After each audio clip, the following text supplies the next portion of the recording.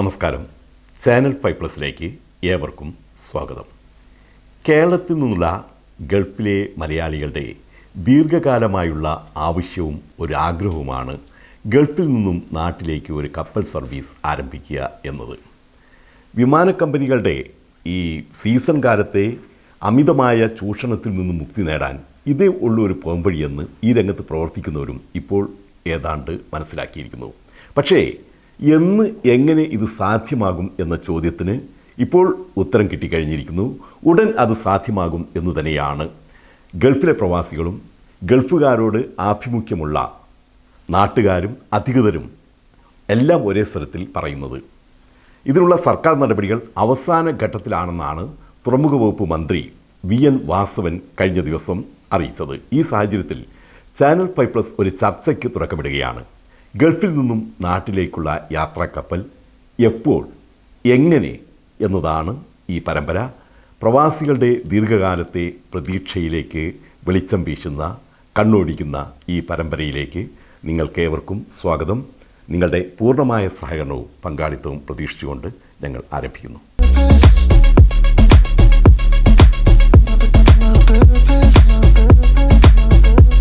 കപ്പൽ യാത്ര എങ്ങനെ സാധ്യമാണോ, അതെങ്ങനെ സാധ്യമാകും എന്നതിനെക്കുറിച്ചുള്ള ഒരു വിപുലമായൊരു ചർച്ച, ഒരു പരമ്പര ഞങ്ങൾ ആരംഭിക്കുകയാണ്. യാത്രാ പ്രശ്നങ്ങളുടെ ഭാഗമായിട്ടുള്ള പരമ്പരയുടെ ഒരു ഭാഗമായിട്ട് ഇത് അവതരിപ്പിക്കുന്നു. ഇതേക്കുറിച്ച് പറയുവാൻ ഏറ്റവും യോഗ്യനായ ഒരു വ്യക്തിയാണ് ഞങ്ങളുടെ ചെയർമാൻ കൂടിയായ സേഫ് കെയർ ഹോൾഡിങ്സിൻ്റെ ചെയർമാനായ ശ്രീ ഉമർ അലി സാഹിബ്. അദ്ദേഹത്തെക്കുറിച്ച് പറയുമ്പോൾ അദ്ദേഹം വിവിധ രംഗങ്ങളിൽ, വ്യാവസായിക രംഗത്ത് നിരവധി പരീക്ഷണങ്ങൾ നടത്തുകയും അതെല്ലാം വിജയപ്രദമാക്കുകയും ചെയ്ത ആളാണ്. അതുകൊണ്ട് തന്നെ ഈ കപ്പൽ യാത്ര എങ്ങനെ സാധ്യമാകും, അതിൻ്റെ പ്രശ്നങ്ങളെന്ത്, പരിഹാരങ്ങളെന്ത് എന്ന് ഏറ്റവും കൂടുതൽ പറയാൻ യോഗ്യനായൊരു വ്യക്തിയെ തന്നെ ഇതിൻ്റെ ഈ ഒരു ചർച്ച ഉദ്ഘാടനം ചെയ്യാൻ വേണ്ടി ഞങ്ങൾ തിരഞ്ഞെടുത്തിരിക്കുകയാണ്. നമസ്കാരം. അസ്സലാമു അലൈക്കും. നമസ്കാരം. അപ്പോൾ ഞാൻ പറഞ്ഞല്ലോ, ഈ വലിയൊരു പ്രശ്നമാണ് ഈ യാത്രാ പ്രശ്നം എന്ന് പറയുന്നത്. വിമാന യാത്രാ നിരക്ക് സീസൺ കാലത്ത് ഇവരെ പിഴിഞ്ഞുകൊണ്ടുള്ള വലിയ, എത്രയെന്ന് പറയാൻ പറ്റില്ല, അത്ഭുതപ്പെടുന്ന, അമേരിക്കയിലേക്ക് പോകുന്നതിനേക്കാൾ വലിയ ചാർജ് കൊടുത്തുകൊണ്ട് കോഴിക്കോട്ടേക്കും തിരുവനന്തപുരത്തേക്കും കൊച്ചിയിലേക്കും പോകേണ്ട ഒരു ഗതികേട് വരുന്നു. ഇതിനൊരു വലിയ പരിഹാരമായിട്ടാണ് ഇപ്പോൾ കപ്പൽ സർവീസ് ആരംഭിക്കുമെന്ന് പറയുന്നത്. ഈ കപ്പൽ സർവീസ് സാധ്യമാണോ, എങ്ങനെ അത് സാധ്യമാക്കാം എന്നാണ് ഉമർ അലി സാഹിബിൻ്റെ ഒരു ഇത്രയും കാലത്തെ ഒരു പരിജ്ഞാനത്തിൻ്റെ, ഈ പ്രശ്നങ്ങളെക്കുറിച്ച് പഠിക്കുന്നൊരു വ്യക്തി എന്ന് എനിക്ക് പറയാനുള്ളത്. കപ്പൽ യാത്ര ഒരു സൊല്യൂഷനാണ്. എന്നിരുന്നാലും കപ്പലിൽ ഒരു മാസമൊക്കെ വെക്കേഷന് പോണ ആളുകളെ സംബന്ധിച്ചിടത്തോളം 3 ദിവസം അങ്ങോട്ടും 3 ദിവസം ഇങ്ങോട്ടും ഒക്കെ ഉള്ള ഒരു ബുദ്ധിമുട്ട് അതിലുണ്ട്. അപ്പോൾ അതിനോടൊപ്പം ചെയ്യാൻ പറ്റുന്നത്, ചരക്ക് കപ്പലുകളിൽ യാത്രക്കാർക്ക് യാത്ര ചെയ്യാനുള്ള സൗകര്യം ഉണ്ടായാൽ, അല്ലെങ്കിൽ യാത്രാ കപ്പലുകളിൽ ചരക്കുകളോടെ കയറ്റിക്കൊണ്ട് പോകാൻ പറ്റുന്ന ഒരു സിറ്റുവേഷൻ ഉണ്ടാക്കിയാൽ അത് കുറച്ചൊക്കെ ഒരു സക്സസ്ഫുള്ളായിട്ട് റണ്ണാക്കാൻ പറ്റും. കാരണം അതിലെനിക്ക് വലിയൊരു ഇൻഫർമേഷൻ എൻ്റെ അടുത്തില്ല അതിനെക്കുറിച്ച് ആധികാരികമായിട്ട് പറയാൻ. അതിൻ്റെ നിയമസാധ്യതകളെക്കുറിച്ചോ അല്ലെങ്കിൽ അത് പോസിബിളാണോ എന്നതിനെക്കുറിച്ചോ പറയാനായിട്ട്. എന്നിരുന്നാലും യാത്രക്കാരെ മാത്രം കയറ്റി കൊണ്ടുപോകുന്ന ഒരു സംവിധാനത്തിന് എത്രത്തോളം ഒരു സക്സസ് റേറ്റ് ഉണ്ടാക്കാൻ പറ്റുമെന്നതിനെക്കുറിച്ച് അറിയില്ല. ഇപ്പോൾ ഫാമിലിയെ സംബന്ധിച്ചിടത്തോളം വർഷത്തിലോ അല്ലെങ്കിൽ 2 വർഷത്തിലോ കൂടുമ്പോൾ നാട്ടിൽ പോകുന്നവരെ സംബന്ധിച്ചിടത്തോളം അത് നല്ലൊരു സൗകര്യപ്രദമായ സംവിധാനമായിരിക്കുന്നു. അതേ സമയത്ത് ഇത് ചർച്ച നടന്ന സമയത്ത് പ്രധാനമായിട്ട് 2-3 കാര്യങ്ങളായിരുന്നു ഉണ്ടായിരുന്നത്. ഇത് പ്രവാസികൾ പ്രധാനമായിട്ട് പറഞ്ഞൊരു പ്രശ്നമെന്ന് പറയുന്നത്, ഈ സീസൺ സമയത്ത് മാത്രമാണ് ഈ വിമാന യാത്രാ നിരക്ക് കൂടിക്കൊണ്ടിരിക്കുന്നത്. അപ്പോൾ ഒരു സ്റ്റഡി അനുസരിച്ച് സീസൺ സമയത്ത് മാത്രം കപ്പൽ ഓട്ടാൻ പറ്റുമോ എന്നതായിരുന്നു.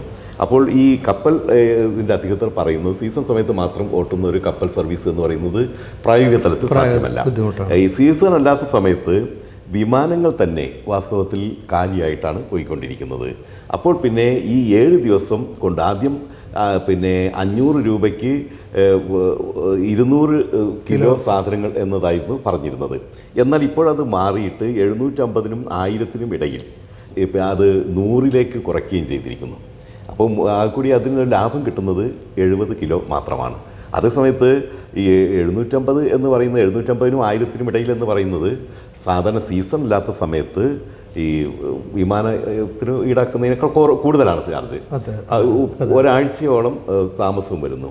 അങ്ങനെയാകുമ്പോൾ എത്രമാത്രം പ്രവാസികൾ അത് സ്വീകരിക്കും? ആദ്യം ഒരു ഉല്ലാസയാത്ര എന്ന നിലയ്ക്ക് പലരും പോകും, പിന്നീട് അതില്ലാതെയാകില്ലേ എന്നൊരു വളരെ ഗുരുതരമായ ഒരു ഉണ്ട്. അപ്പോൾ എല്ലാ തലവും ചിന്തിച്ചിട്ട് വേണം അതിനെക്കുറിച്ച് ചെയ്യാൻ. കാരണം ഞാൻ പറഞ്ഞ പോലെ ഒരു യാത്രാ കപ്പൽ എന്നുള്ള രീതിക്ക് മാത്രം ചിലപ്പോൾ അതിനെ സക്സസ് ആക്കി. അതാണ് വളരെ പ്രധാനപ്പെട്ട ഒരു പോയിന്റ്. പിന്നെ പഴയതിൽ നിന്നും ആളുകളുടെ എണ്ണം ഇവിടെ വളരെ കൂടിയിട്ടുണ്ട്. പണ്ടുള്ള പോലെ 10 വർഷം മുമ്പ് നടത്തിയ പോലെയുള്ള ആളുകളുടെ നമ്പർ അല്ല. ഇന്ന് ഏകദേശം 7-8 ലക്ഷം ആളുകൾ UAE തന്നെയുണ്ട്. അപ്പോൾ UAE നിന്നും അതുപോലെ അല്ലെങ്കിൽ ഒരു കപ്പൽ തുടങ്ങുവാണ്, ജിദ്ദയിൽ നിന്ന് തുടങ്ങി UAE ടച്ച് ചെയ്ത് അത് നേരെ അല്ലെങ്കിൽ ഒമാൻ അല്ലെങ്കിൽ 2-3 സ്ഥലങ്ങളിലും പാർക്ക് ചെയ്ത് യാത്രാ സമയം പിന്നെയും കൂടുകയാണ് ചെയ്യുന്നത്. അത് പാർക്കിങ്ങിനനുസരിച്ച് പോർട്ട് മാറുന്നതിനനുസരിച്ച് കപ്പൽ ഒരു ദിവസമൊക്കെ എടുത്തിട്ടാണ് അടുത്ത ഇതിലേക്ക് പോകാൻ പറ്റുള്ളൂ. അപ്പോൾ അത് പറഞ്ഞാൽ ശരിയാണത്. അല്ലെങ്കിൽ അതിൽ ഈക്വലി ചരക്കും കൂടെ കയറ്റാണ്. താങ്കൾ പറഞ്ഞതിൽ വളരെ പ്രധാനപ്പെട്ട ഒരു പോയിന്റ് ഉണ്ട്. അത് എന്ത് പറഞ്ഞാൽ കപ്പൽ ചരക്ക് കപ്പലും യാത്രാ കപ്പലും ഒന്നിച്ച് കൊണ്ടുപോകുക എന്നുള്ളത്. കാരണം അങ്ങനെയാകുമ്പോൾ ചരക്ക് കൂലി വളരെ നന്നായിട്ട് കുറയും. ഇന്നിപ്പോൾ ഈ പെരിഷബിൾ ഐറ്റംസ് ഉണ്ട്, അത് ഒരിക്കലും തന്നെ കപ്പലിൽ കൊണ്ടുവരുന്നില്ല. അതിനുള്ള പ്രധാന കാരണം എന്താണെന്ന് വെച്ചാൽ മാസങ്ങൾ എടുത്തിട്ടാണ് ഇപ്പോൾ ചരക്ക് ഷിപ്പിംഗ് വരുന്നത്, ഷിപ്പ് കാർഗോ വരുന്നത്. അതിനെക്കുറിച്ച് നല്ലോണം അറിയുന്ന ആളായതുകൊണ്ട് ഞാൻ പറയേണ്ട കാര്യമില്ല. മാസത്തോളം എടുത്തിട്ടാണ് വരുന്നത്. അപ്പോൾ പെരിഷബിൾ ഐറ്റംസ് യാതൊന്നും കൊണ്ടുവരാൻ കഴിയാത്ത, അതേസമയത്ത് ഒരാഴ്ച കൊണ്ട് കൊണ്ടുവരുന്നതാകുമ്പോൾ പഴം പോലെയുള്ള ഈ പച്ചക്കായ കൊണ്ടുവന്നാൽ പഴങ്ങൾ പോലെ അങ്ങനെയുള്ള സാധനം ധാരാളമായിട്ട് കൊണ്ടുവരുമ്പോൾ ഇവിടെ ഈ ഫ്രൈറ്റ് ചാർജ് നന്നായിട്ട് കുറയും. അത് ഇവിടുത്തെ ബിസിനസ്സിനെ നന്നായിട്ട് പ്രോത്സാഹിപ്പിക്കും. അതുപോലെ തന്നെ ഈ ചരക്ക് കപ്പലോടൊപ്പം തന്നെ യാത്രാ കപ്പലുണ്ടെങ്കിൽ അത് വളരെ നല്ലൊരു അഭിപ്രായമായിട്ട് എനിക്ക് തോന്നുന്നു. അത് ഇതുവരെ ചർച്ച ചെയ്യപ്പെടാത്തൊരു വിഷയമാണെന്ന് എനിക്ക് തോന്നുന്നുണ്ട്. പക്ഷേ രണ്ടോടെ കമ്പൈൻ ചെയ്ത് ഇപ്പോൾ കണ്ടെയ്നർ കയറ്റുന്ന ഒരു കപ്പലിൽ യാത്രക്കാരെ കയറ്റാൻ പറ്റുമോ എന്നുള്ളതിനെ കുറിച്ചുള്ള അതൊരു വിഷയമാണ്. കാരണം അത് ഇതുവരെ അങ്ങനെ ഒരു പിന്നെ മിക്സഡ് ആയിട്ടുള്ള ഒരു സാധനം ഇതുവരെ വന്നിട്ടില്ല. അത് അതിൻ്റെ കപ്പലിൻ്റെ നിയമങ്ങൾ എന്താണെന്നറിയില്ല, ഷിപ്പ് ഇതിൻ്റെ നിയമങ്ങൾ അറിയില്ല. പക്ഷേ വേറൊരു കാര്യമുണ്ട്, യാത്ര പ്ലസ് ചരക്ക് ഒരു മിക്സഡ് കപ്പലാകുമ്പോൾ അതിനൊരുപാട് സാധ്യതകളുണ്ട് വാസ്തവത്തിൽ. കാരണം ഈ കേരളത്തിലെ കർഷകരെ സംബന്ധിച്ചിടത്തോളം അത് വലിയ പ്രയോജനപ്രദമായ ഒരു കാര്യമാണ്. കാരണം അവരുടെ ഉൽപ്പന്നങ്ങൾ കുറഞ്ഞ ചെലവിൽ ഇവിടെ എത്തിക്കാൻ ഷിപ്പ് കാർഗോ അല്ലാതോടുകൂടി ഇതിൻ്റെ ചാർജ് വളരെയേറെ കുറയുകയാണ്. അപ്പോൾ ഇവിടെ വിപണിയിൽ കുറഞ്ഞ വിലക്ക് കിട്ടുകയും ചെയ്യും. ആ വിപണിയിൽ വില കുറയുന്നതോട് കൂടിയിട്ട് സ്വാഭാവികമായിട്ടും എക്കണോമിക്സിൻ്റെ ഒരു തത്വമാണല്ലോ, വില കുറയുമ്പോൾ ഈ മാർക്കറ്റ് കൂടും. അപ്പോൾ അത് കേരളത്തിലെ കർഷകർക്ക്, കേരളത്തിലെ എന്നല്ല ഈ ദക്ഷിണേന്ത്യയിലെ തന്നെ കർഷകരെ സംബന്ധിച്ചിടത്തോളം അത് വലിയൊരു പ്രോത്സാഹനമായിട്ട് മാറും. അതിനെക്കുറിച്ച് താങ്കളുടെ ഒരു അഭിപ്രായം എന്താണ്? അത് വളരെ നല്ല സംവിധാനമാണ്. ഇപ്പോൾ വരുവാണെങ്കിൽ ഇപ്പോൾ യാത്രയോടനുബന്ധിച്ച് ചരക്ക് കൂടി കൊണ്ടുവരാൻ പറ്റുന്ന ഒരു സിറ്റുവേഷനിലാണ് അത് പ്രോഗ്രാം ചെയ്യുന്നതെങ്കിൽ നമ്മുടെ കാർഷികോൽപ്പന്നങ്ങൾക്ക് ഒരു റേഞ്ച് കൂടും. കാരണം ഇപ്പോൾ നമ്മളിപ്പോൾ പൈനാപ്പിൾ, ഇപ്പോൾ ഞങ്ങൾ മൂവാറ്റുപുഴയാണ് ഏറ്റവും കൂടുതൽ പൈനാപ്പിൾ ഉൽപ്പാദിപ്പിക്കുന്നത്.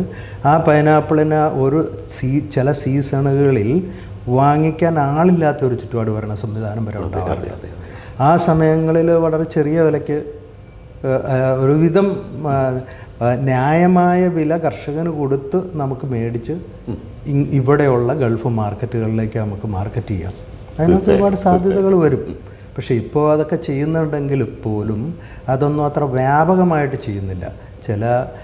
കുറേ ബിസിനസ്സുകാരൊക്കെ അതൊക്കെ ചെയ്യുന്നുണ്ടെങ്കിലും അത്ര ഫലപ്രദമായിട്ട് ചെയ്യാനുള്ള ഒരു സംവിധാനം കുറവാണെന്നാണ് എനിക്ക് തോന്നണത്. പക്ഷേ എന്നിരുന്നാലും ഇപ്പോൾ റെഫ്രിജറേറ്റർ കണ്ടെയ്നറിൽ വെജിറ്റബിൾ കാര്യങ്ങളൊക്കെ ഇപ്പോൾ ഇവിടെ വരുന്നുണ്ട്. അതിന് ഒരു ചെറിയ തുക സാധാ കണ്ടെയ്നർ വരുന്നതിനേക്കാൾ കൂടുതലാണെങ്കിൽ പോലും കണ്ടെയ്നറുകൾ ഇവിടെ റെഫ്രിജറേറ്ററായിട്ട് വരുന്നുണ്ട്. അതുപോലെ തന്നെ ഇപ്പോൾ ഈ കാർഗോ വരുന്നു എന്ന് പറഞ്ഞ പോലെ തന്നെ ഈ യാത്രയുടെ സമയം ഒന്ന് കുറയ്ക്കാൻ കഴിഞ്ഞാൽ അതിനെക്കുറിച്ച് ആലോചിക്കാവുന്നതല്ലേ? ഇപ്പോൾ ഒരാഴ്ച എന്ന് പറയുമ്പോൾ ഈ ബോർഡിങ്ങിനും ഇതിനൊക്കെ സമയങ്ങൾ കൂടുതലായിട്ട് എടുക്കുന്നുണ്ട്. രാവിലെ ബോർഡിങ് എന്ന് പറഞ്ഞിട്ട് വൈകുന്നേരമാണ് ഈ ഷിപ്പ് പോകുന്നതായിട്ട് കണക്കാക്കുന്നത്. അതുപോലെ തന്നെ ഈ ബോർഡിങ്ങിന് എടുക്കുന്ന സമയം ഷിപ്പിൽ വളരെ കൂടി പോകുന്നുണ്ട്. വിമാനത്തിൽ അരമണിക്കൂർ കൊണ്ട് ബോർഡിങ് കഴിയുന്നതാണ്, കപ്പൽ ഏകദേശം 6 മണിക്കൂർ കൊണ്ടാണ് ബോർഡിങ് കഴിയുന്നത്. ഇത് കുറയ്ക്കാൻ എങ്ങനെയെങ്കിലും സാധ്യതയുണ്ടോ? അങ്ങ് പറ്റുമോ? അതൊരു കഴിയുമ്പോൾ കുറച്ച് ഒരു കുറേ സമയം അല്ലെങ്കിൽ കുറേ എക്സ്പീരിയൻസ് വരുമ്പോൾ അതിൽ മാക്സിമം കുറയ്ക്കാൻ പറ്റുന്ന ഒരു ചുറ്റുപാടിലേക്ക് വരാൻ പറ്റും. കാരണം ആളുകൾ കുറച്ച് നേരത്തെ, കാരണം ഇപ്പോൾ ഇതിലൊക്കെ അവരുടെ ലഗേജ് ലോഡ് ചെയ്യാനൊക്കെ ടൈം എടുക്കും. അതിന് എയർപോർട്ടിലെ പോലെയുള്ളൊരു സിസ്റ്റമൊന്നും ഷിപ്പ് യാർഡിലില്ല. മറ്റേ നമ്മൾ കൊണ്ടുപോയി ബാഗേജ് കൊടുത്തു, അപ്പം തന്നെ അത് അതിൻ്റെ ബെൽറ്റിൽ കയറി നേരെ എയറോപ്ലെയിൻ്റെ അടുത്ത് വരെ ചെല്ലുന്ന സംവിധാനമുണ്ട്. ഇപ്പോൾ ഷിപ്പിനാകുമ്പോൾ അതില്ല. ഇതെല്ലാം സെഗ്രിഗേറ്റ് ചെയ്ത് ടാഗ് ചെയ്ത് ഇതൊക്കെ ഇറങ്ങുമ്പോൾ തന്നെ ആളുകൾക്ക് തിരിച്ചെത്തിച്ചു കൊടുക്കാൻ പറ്റുന്ന ഒരു ചുറ്റുപാടിലേക്ക് വേണം ചെയ്യാൻ. അപ്പോൾ അതിനൊക്കെ പ്രോപ്പറായിട്ട് ടാഗ് ചെയ്ത് വരുമ്പോഴത്തേക്കും ടൈം എടുക്കും. അപ്പോൾ അതൊരു 6 മണിക്കൂർ എന്ന് പറയുന്നത് വലിയൊരു ടൈം അല്ല ശരിക്കും. അപ്പോൾ വലിയൊരു സമയം. അതുപോലെ തന്നെ ഈ ഇറക്കുന്നതും ഈ രണ്ടും വലിയ സമയനഷ്ടം അതിൽ വരുന്നുണ്ട്. ഈ സമയം എന്ന് പറയുന്നത് ഇന്നത്തെ കാലഘട്ടത്തിൽ ആളുകൾക്കൊന്നിനും സമയമില്ലാത്തൊരു കാലമാണ്. എല്ലാവരും തിരക്കിലാണ്, ഏത് പണിയില്ലാത്തവരും തിരക്കിലായി പോകും. ആ കാലത്ത് ഒരാഴ്ച കപ്പലിൽ യാത്ര എന്നത് എത്രമാത്രം പ്രായോഗികമാകും? അത് ഒരാഴ്ചയല്ല, 3 ദിവസം കൊണ്ടെത്തും. അതിന് ഇനി പുതിയ ടെക്നോളജികളൊക്കെ ഇനി വന്നേ പറ്റുള്ളൂ. പക്ഷേ ഇത്രയും കാലമായിട്ടും പാസഞ്ചർ കപ്പലുകളുടെ എണ്ണം വളരെ കുറഞ്ഞായിരിക്കണം. ഇപ്പോൾ നമ്മൾ കാണുന്ന വലിയ ഷിപ്പുകളൊക്കെ ടൂറിസം മേഖലയിലേക്ക്, ഈ ടൂറിസം മേഖലയിലേക്കെന്ന് പറയുമ്പോൾ അവരൊരു ടൈമിന് അതിലത്ര ദിവസങ്ങൾ അവർ എൻജോയ് ചെയ്യും. അതെ. അതേസമയം ഇപ്പോൾ ബിസിനസ് ആയിട്ട് വരുമ്പോൾ ഇപ്പോൾ നമുക്കിപ്പോൾ അത്യാവശ്യമായിട്ടൊന്ന് വീട്ടിൽ പോകണമെന്ന് പറഞ്ഞു കഴിഞ്ഞാൽ അത്യാവശ്യം എന്തെങ്കിലും ഒരു പോകണമെന്ന് പറയുമ്പോൾ നമുക്ക് എയറിനെ ഡിപ്പെൻഡ് ചെയ്യാതെ നമുക്കൊരു നിവൃത്തിയില്ല. എല്ലാവരും തിരക്കിൻ്റെ ഒരു കാലഘട്ടത്തിൽ എത്രമാത്രം ഈ ഒരു ഷിപ്പ് പ്രായോഗികമാകും എന്ന് ചിന്തിക്കേണ്ടതാണ്. അതേസമയത്ത് 2 സാധ്യതകളാണ് എനിക്ക് മനസ്സിൽ തെളിഞ്ഞു കാണുന്നത്. ഒന്ന്, ഈ താങ്കൾ പറഞ്ഞ പോലെ തന്നെ അത് ഈ 2നും തുല്യ പ്രാധാന്യം കൊടുത്തുകൊണ്ടുള്ളൊരു ഷിപ്പിംഗ്. അത് ഇതുവരെ ആരും ചർച്ച ചെയ്യാത്തൊരു സാധനമാണെന്ന് എനിക്ക് തോന്നുന്നു. 2നും പ്രാധാന്യം കൊടുത്തുകൊണ്ട്, കാർഗോയ്ക്ക് തുല്യ പ്രാധാന്യം കൊടുത്തുകൊണ്ടുള്ള ഒരു യാത്രാ കപ്പൽ, ചരക്ക് പ്ലസ് യാത്രാ കപ്പൽ എന്നുള്ളത്. അതോടൊപ്പം തന്നെ ഒരു ഉല്ലാസത്തിന് കൂടുതൽ, അതായത് വിനോദത്തിന് കൂടുതൽ സാധ്യത കൊടുത്തുകൊണ്ടുള്ളൊരു, അതും ഒരു പുതിയ നിർദ്ദേശമാണെന്ന് തോന്നുന്നു താങ്കൾ പറഞ്ഞത്. അത് വളരെ സാധ്യതയുള്ളതാണ്. കാരണം ഈ ദുബായ് എന്ന് പറയുന്നത് ഇന്ന് ഒരു വിനോദസഞ്ചാര കേന്ദ്രമാണ്. കേരളം എന്ന് പറയുന്നത് ഗോഡ്സ് ഓൺ കൺട്രിയാണ്. ഈ 2 കൺട്രികളെയും തമ്മിൽ ബന്ധിപ്പിക്കുന്ന ഉല്ലാസത്തോടൊപ്പം വിനോദത്തോടൊപ്പം ഒരു യാത്രയും സാധ്യമാക്കുന്നൊരു കപ്പൽ വളരെയേറെ പ്രായോഗികമായിരിക്കും. അതോടൊപ്പം തന്നെ അത് സാധാരണക്കാരന് കൂടി ഉപയോഗപ്പെടുത്താം. ഇപ്പോൾ ഉല്ലാസക്കപ്പൽ എന്ന് പറയുന്നത് വിമാനത്തേക്കാൾ വലിയ ചാർജാണ് ഇപ്പോൾ ഈടാക്കിക്കൊണ്ടിരിക്കുന്നത്.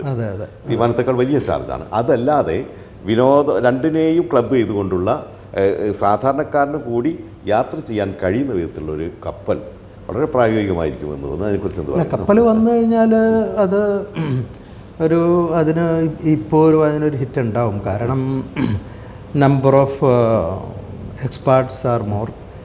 സെക്കൻഡ്, നമുക്ക് ചീപ്പറാണ്. പിന്നെ പ്രീ പ്ലാൻഡ് ആയിട്ടുള്ള ആളുകളെ സംബന്ധിച്ചിടത്തോളം കപ്പൽ നല്ലൊരു ഓപ്ഷനാണ്. ലഗേജ് കൂടുതലുണ്ടാവാം, ഫാമിലി ആയിട്ട് ഉല്ലാസയാത്ര, കിടന്ന് ഉറങ്ങി ഭക്ഷണം കഴിച്ച് കളിക്കാനും ഇതിനൊക്കെ സൗകര്യമുള്ള കപ്പൽ,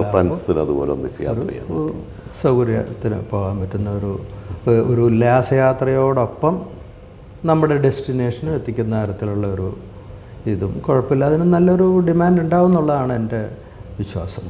അപ്പോൾ താങ്കൾ അതിൽ ഒരു ശുഭാപ്തി വിശ്വാസം പുലർത്തുന്നു? ഓഫ് കോഴ്സ് അതിനുണ്ടാവും. അത് പ്രോപ്പറായിട്ട് ചെയ്തു കഴിഞ്ഞാൽ ഏത് കാര്യത്തിനും സക്സസ് ഉണ്ടാവും. പക്ഷേ അതിൻ്റെ പ്രോപ്പറായിട്ടുള്ള പോസിബിലിറ്റീസിനെ ക്യാഷ് ചെയ്യാൻ പറ്റിയാൽ അതിന് തീർച്ചയായിട്ടും സക്സസ്. മുൻകാലത്തെ അനുഭവം എന്ന് പറയുമ്പോൾ യാതൊരു ഫീസിബിലിറ്റി സ്റ്റഡിയും നടത്താതെ, യാതൊരു മുന്നൊരുക്കവും കൂടാതെ ഒരു കപ്പൽ യാത്രയായിരുന്നു ഉണ്ടാക്കിയത്. അതൊരു ദുരിതയാത്രയായിരുന്നു. ഒറ്റ ദിവസം കൊണ്ട് കൊച്ചിയിലേക്കുള്ള ഒരൊറ്റ യാത്ര കൊണ്ട് അവസാനിപ്പിക്കുന്ന വലിയ പ്രതീക്ഷ ഉണർത്തിക്കൊണ്ട് ഉണ്ടാക്കിയ ഒരു കപ്പൽ യാത്ര ഒരു ദുരിതയാത്രയായി മാറുകയും ഇനി ഒരിക്കലും ഒരു കപ്പലിൽ ഞാൻ യാത്രയില്ല എന്നതിൽ പോയി പറയുകയും ചെയ്ത ഒരു അനുഭവമുണ്ട്. അതിനുണ്ടായ കാരണമെന്ന് പറയുന്നത് യാതൊരു ഫീസിബിലിറ്റി സ്റ്റഡിയും യാതൊരു മുന്നൊരുക്കവും കൂടാതെ യാതൊരു മുൻധാരണയുമില്ലാതെ കപ്പൽ യാത്ര സാധ്യമാക്കിയതുകൊണ്ടാണ്. അത് ശരിക്ക് ഒരു യാത്രാ കപ്പൽ പോലും ആയിരുന്നില്ല എന്നാണ് പറയുന്നത്. പെട്ടെന്ന് ഒരുക്കിയ ഒരു കപ്പൽ അത് വലിയ സാധ്യതകൾ ഉണ്ടായിരുന്ന ഒന്നിനെ ഇല്ലാതാക്കി കളഞ്ഞു. അത് അങ്ങനെയല്ലാതെ ശരിക്കും ഒരു മുന്നൊരുക്കത്തോടു കൂടി ശരിക്കും അതിൻ്റെ സാധ്യത പഠനം നടത്തി ഒരു കപ്പൽ സർവീസ് നടപ്പിലാക്കുകയാണെങ്കിൽ തീർച്ചയായിട്ടും അത് വിജയപ്രദമാകും എന്ന് തന്നെയാണ് നമ്മൾക്ക് ഈ ചർച്ചയിൽ നിന്ന് ഉരുത്തിരിഞ്ഞു വരുന്ന കാര്യം. അങ്ങനെ ഒരു നല്ല കപ്പൽ യാത്ര സാധ്യമാകട്ടെ എന്നും കപ്പലിൽ കൂടി യാത്ര ചെയ്യാൻ വേണ്ടി നമുക്ക് കഴിയട്ടെ. കുറച്ചുകൂടെ വന്നിട്ട് കുറച്ചുകൂടെ റിസർച്ച് ചെയ്തിട്ട് അതിനുള്ള കപ്പൽ ഡിസൈൻ ചെയ്ത് വന്നാൽ അത് നല്ലൊരു സക്സസ്ഫുൾ ബിസിനസ്സായിട്ട് മോഡലായിട്ട് വരാൻ സാധ്യതയാണ്. താങ്കളൊക്കെ അതിൽ ഉണ്ടാവും. ഓക്കെ, അപ്പോൾ നമുക്ക് ഈ ചർച്ച ഇവിടെ അവസാനിപ്പിക്കാം. വളരെ കാര്യമാത്ര പ്രസക്തമായ കാര്യങ്ങളാണ് ഇവിടെ പറഞ്ഞിട്ടുള്ളത്. അപ്പോൾ ഇതിൽ നിന്ന് ഉരുത്തിരിഞ്ഞ് വന്നിട്ടുള്ളത് ഈ എടുത്തു ചാടാതിരിക്കുക, വളരെ മുൻകൈ, അത് തന്നെയാണ് ഇപ്പോൾ കാണുന്നത്. അല്ല, 3 പാർട്ടികളുടെ അടുത്ത് നിന്ന് ഇപ്പോൾ അതിൻ്റെ പ്രപ്പോസൽ വാങ്ങിയിട്ടുണ്ട്. അവരുടെ ഈ പ്രപ്പോസൽ വന്ന ആൾക്കാരെയൊക്കെ ചർച്ചയ്ക്ക് വിളിച്ചു. ആദ്യഘട്ടം കഴിഞ്ഞു. ഇതൊന്നും മുൻപ് നടന്നിട്ടുണ്ടായിരുന്നില്ല. അപ്പോൾ സർക്കാരിൻ്റെ ഭാഗത്തു നിന്നും അതുപോലെ തന്നെ ഈ പ്രൈവറ്റ് പാർട്ടീസിൻ്റെ ഭാഗത്തു നിന്നുമുള്ള ശരിയായൊരു ചർച്ച നടത്തി നല്ലൊരു വിധത്തിലുള്ളൊരു കപ്പൽ നമുക്ക് സാധ്യമാകട്ടെ എന്ന് പ്രാർത്ഥിച്ചുകൊണ്ട് ആശംസിച്ചുകൊണ്ട് നമുക്ക് ഈ ചർച്ചയോടെ അവസാനിപ്പിക്കാം. Thank you very much.